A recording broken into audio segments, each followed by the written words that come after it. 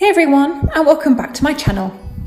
When it comes down to it, the reason The Crown has proven so popular is that it does something mundane but unprecedented. It humanises the royal family. Over the course of 4 series, we see that they are just so normal, and yet we would never have really seen and understood this if it were not for the Netflix series, because to be a member of the royal family is to live a life brutally partitioned into public and private.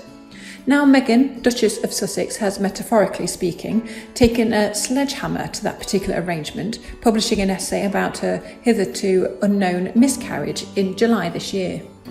In the piece published in the New York Times, the 39-year-old writes that one morning earlier this year, "I felt a sharp cramp. I dropped to the floor with him in my arms, humming a lullaby to keep us both calm, the cheerful tune a stark contrast to my sense that something was not right. I knew as I clutched my firstborn child that I was losing my second."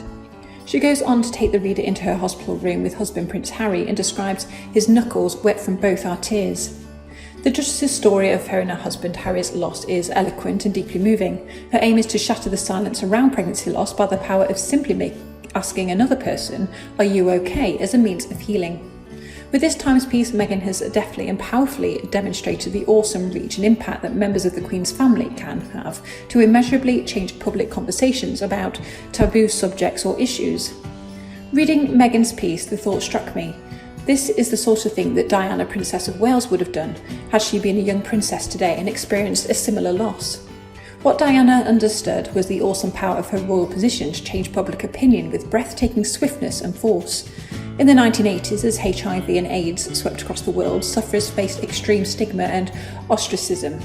In 1987, Diana was invited to the opening of an AIDS ward at Middlesex Hospital and was photographed shaking the hand of a HIV-positive man. Such was the fear and shame around the disease, he would only be shot with his back to the camera. The effect of this simple gesture cannot be underestimated in profoundly changing the public conversation about what had until then been seen as a deeply shameful disease. Meghan's piece is the 21st century equivalent of that moment.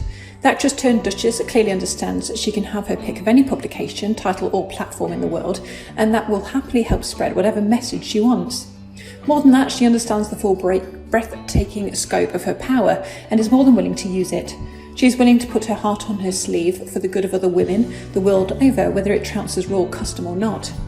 The impact of the Duchess's piece will surely be seismic, but it also throws up particularly sad truth about royal life, that to be a frontline member of the Royal Corps is to accept the largely unspoken dictate that one's personal suffering is meant to be kept, for the most part, firmly under wraps and out of the public eye. If Meghan today was still a senior member of the royal family, if she had experienced a miscarriage and wanted to go public with her loss to support others experiencing the same trauma, I find it hard to believe that she would have been given permission.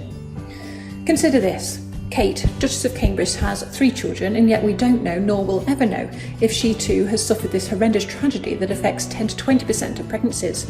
This is an extraordinary tragedy of its own.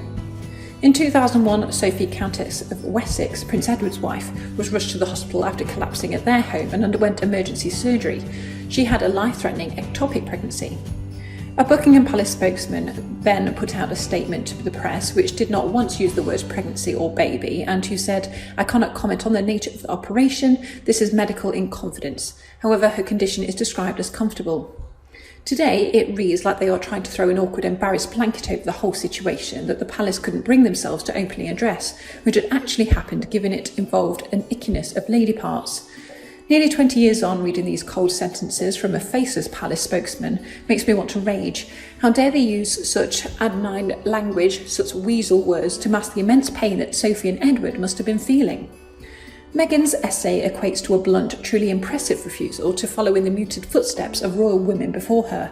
What today's news highlights so perfectly and so tragically is the underlying failing of the monarchy at this point in time to more substantially use their platform to smash taboos and tackle the difficult but important issues society is facing. We've seen Prince William, Kate, Harry and Meghan all take steps in this direction, with each having spoken about their own personal mental well-being and having worked hard on the issue of mental health. But here's the thing, is it enough? Is it enough for the royal family to rely on their younger members to go out and bare their souls on a smidge? Is it enough that they're advocate about certain issues that are already fast encroaching on the mainstream, such as climate change? The royal family could give a voice to the voiceless and advocate on issues that are still on the margins, such as trans rights. Instead, pre-COVID, the court circular was stuffed with visits to regional railway museums and endless charity roundtables. They don't have to worry about being voted out or missing pre-selection or being booted out of the cabinet. Taking a more controversial stance here and there might spark a few chuntering op-eds, but it won't see them evicted from Buckingham Palace. My point is, they can afford to take the risk, and yet they don't. When they speak, the world listens and they remain gullingly silent. The more I think about it, the more I think the royal family has a moral responsibility to use their global reach to effect far greater change. Tonight, Meghan has proved just how badly they are failing. Thanks for listening. Please like, comment and subscribe.